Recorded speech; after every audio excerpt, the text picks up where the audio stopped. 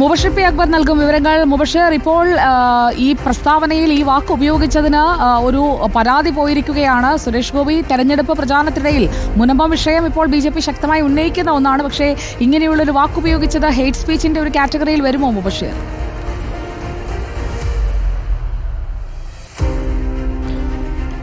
വിദ്വേഷ പ്രചാരണത്തിന്റെ ഭാഗമായുള്ള ഒരു പ്രസ്താവനയാണ് സുരേഷ് ഗോപിയുടെ ഭാഗത്തു നിന്നും ഉണ്ടായിട്ടുള്ളത് എന്നുള്ളതാണ് UDF മുസ്ലിം ലീഗ് ഉൾപ്പെടെ ചൂണ്ടിക്കാണിക്കുന്നത്.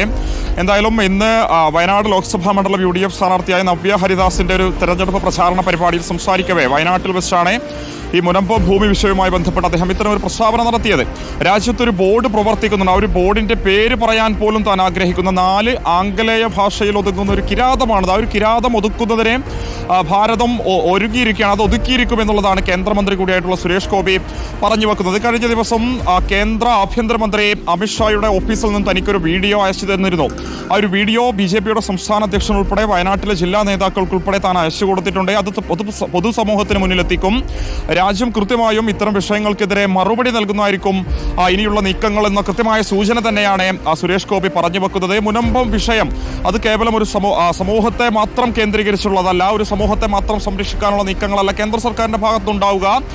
പ്രജകളാണ് ഏറ്റവും വലുത്, പ്രജാരാജ്യമാണ് ഏറ്റവും വലുത് എന്നുള്ളതും അദ്ദേഹം പറഞ്ഞു വെക്കുന്നുണ്ട്. എന്തായാലും അദ്ദേഹത്തിന്റെ പ്രസ്താവന ഒരു വിഷയത്തിൽ വിവാദം